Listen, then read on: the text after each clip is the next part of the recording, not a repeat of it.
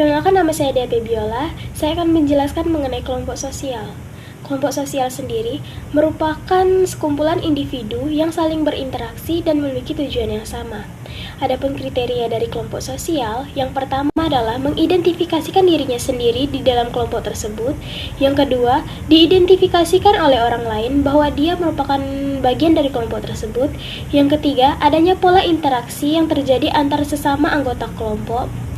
Adapun syarat dari kelompok sosial, yang pertama adanya interaksi antar individu, yang kedua adanya struktur sosial, yang ketiga adanya tujuan yang sama, yang keempat adanya faktor pengikat, dan yang kelima mempunyai kesadaran diri bahwa dirinya sendiri merupakan bagian dari kelompok sosial tersebut. Yang selanjutnya adalah dasar dari pembentukan kelompok sosial. Dasar dari pembentukan kelompok sosial terbagi menjadi dua, yaitu kedekatan dan kesamaan. Dari faktor kesamaan, jika seseorang individu memiliki kesamaan yang sama dengan individu lainnya, maka akan menghasilkan sebuah kedekatan yang kemudian akan menghasilkan suatu kelompok sosial. Assalamualaikum warahmatullahi wabarakatuh. Perkenalkan, nama saya Rizka Aulia dari kelas 11 IPS 3. Di video kali ini saya akan melanjutkan materi dari Dia tentang kelompok sosial. William G. Summer membagi kelompok sosial menjadi dua, yaitu out-group dan in-group. In-group merupakan kelompok sosial yang dijadikan tempat oleh individu-individunya untuk mengidentifikasikan dirinya. Out-group merupakan kelompok sosial yang oleh individunya diartikan sebagai lawan in-group. Contoh in-group yaitu sekelompok ibu-ibu mengadakan arisan bersama setiap periodenya. Mereka memiliki perasaan dekat dan faktor simpatik. Contoh out-group yaitu ketika kita berhadapan dengan kelompok lain dalam kompetisi debat, mereka merupakan lawan dari in-group kita. Menurut Sarjono Soekanto, kelompok sosial yang teratur dibagi jadi dua, yaitu kelompok teratur dan tidak teratur. Kelompok teratur menurut jumlah yaitu ada monad, diad, dan triad, dan menurut derajat interaksi terbagi menjadi dua, yaitu primer dan sekunder. Primer sendiri merupakan suatu kelompok sosial di mana individu saling mengenal untuk pertama kali, contohnya keluarga.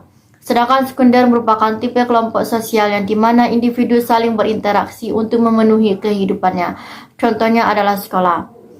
C yaitu menurut wilayah dibagi menjadi dua, yaitu masyarakat modern dan masyarakat desa. Masyarakat desa sendiri merupakan suatu masyarakat yang masih sangat sederhana, memiliki sifat tradisional yang masih sangat kental, dan adab yang diutamakan. Sedangkan masyarakat modern merupakan orang-orang yang individualis, mengutamakan iptek, dan juga memiliki pekerjaan yang sangat kompleks. 2. Kelompok tidak teratur. Kelompok sosial tidak teratur adalah kelompok yang mempunyai tujuan yang sama, namun tidak memiliki hubungan jangka panjang, serta aturan yang mengikat. Ada 3 jenis kelompok sosial tidak teratur, yaitu kerumunan, publik, dan massa. Terima kasih. Dimensi hubungan antar kelompok. Dimensi hubungan antar kelompok terbagi menjadi beberapa kriteria hubungan, yaitu 1. Kriteria fisiologis yang didasarkan pada jenis kelamin, usia, dan juga ciri fisik. 2. Kriteria fisiologis didasarkan pada suku bangsa serta bahasa. 3. Kriteria ekonomi yang didasarkan pada pekerjaan yang diperoleh serta tingkat pendidikan.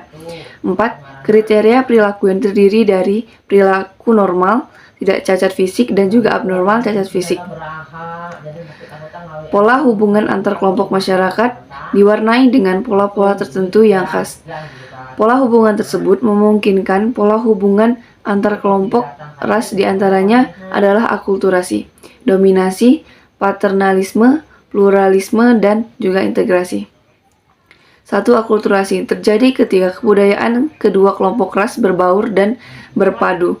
2. Dominasi terjadi jika suatu kelompok ras menguasai kelompok lain.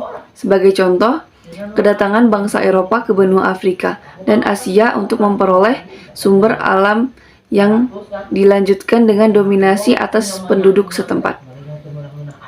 Dominasi sendiri memungkinkan untuk terjadinya genosida, pengusiran, perbudakan, segregasi, dan asimilasi.